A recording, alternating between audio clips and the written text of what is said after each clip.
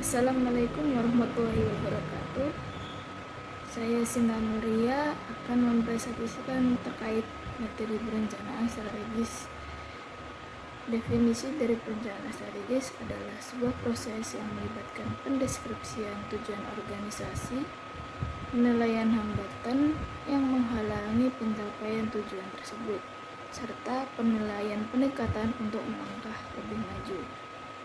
Nah, tujuan dari perencanaan strategis adalah yang pertama, membantu untuk mendefinisikan identitas organisasi. Yang kedua, membantu organisasi mempersiapkan masa depan. Yang ketiga, meningkatkan kemampuan beradaptasi terhadap perubahan lingkungan. Yang keempat, memberikan fokus dan memungkinkan alokasi sumber daya yang baik. Yang kelima, menciptakan budaya organisasi yang kooperatif. Yang keenam, memungkinkan untuk mempertimbangkan pilihan peluang baru. Yang keenam, memberikan informasi kepada karyawan untuk mengarahkan aktivitas sehari-hari. Nah, hubungan manajemen kinerja dan rencana strategis.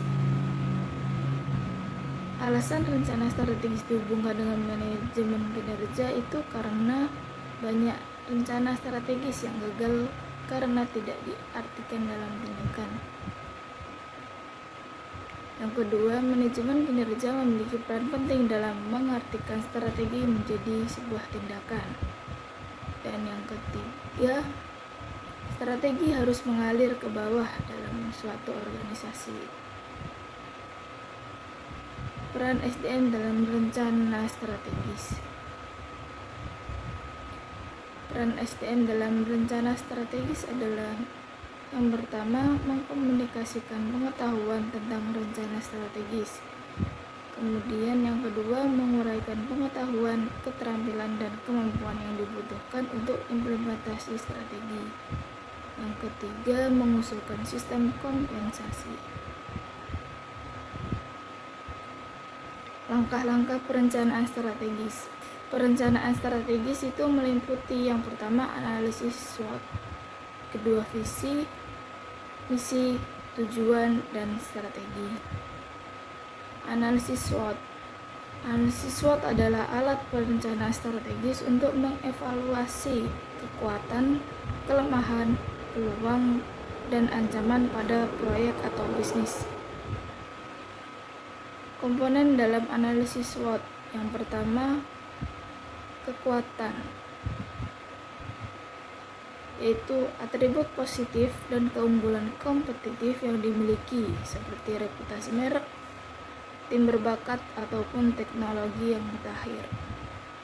Yang kedua, kelemahan, faktor internal yang menghambat kinerja seperti kekurangan anggaran, kurangnya SDM, ataupun teknologi yang sudah usang. Yang ketiga, peluang, yaitu faktor luar yang dapat dimanfaatkan untuk pertumbuhan seperti tren pasar baru, perubahan kebijakan, ataupun pengembangan teknologi. Yang keempat, ancaman, yaitu faktor luar yang berisiko merugikan seperti pesaing baru, krisis ekonomi, ataupun perubahan regulasi. Visi. Visi adalah suatu rangkaian kata yang memuat impian, cita-cita, nilai, masa depan dari suatu organisasi, baik dalam sebuah lembaga hingga perusahaan. Visi juga merupakan sebuah tujuan organisasi dalam bekerja. Visi tercipta dari hasil pemikiran para pendirinya terkait gambaran masa depan organisasi. Visi dapat berfungsi untuk menentukan langkah ke depannya, menginspirasi anggota, memotivasi anggota agar memberikan kontribusi yang maksimal.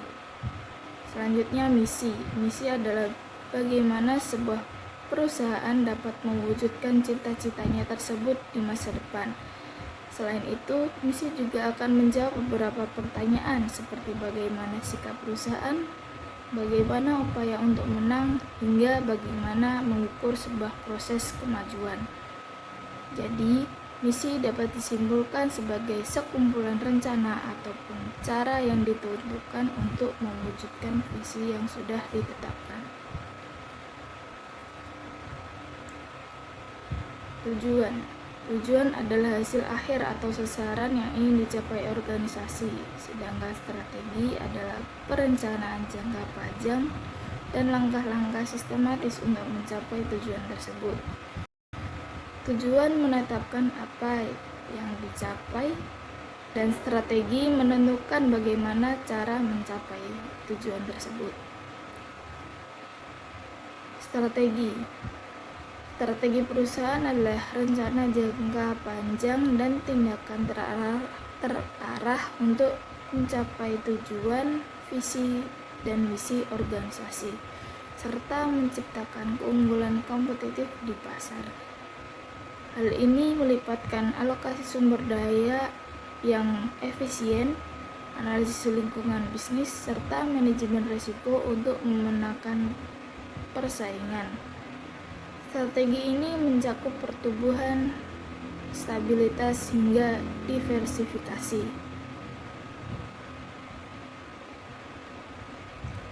Jenis utama strategi perusahaan.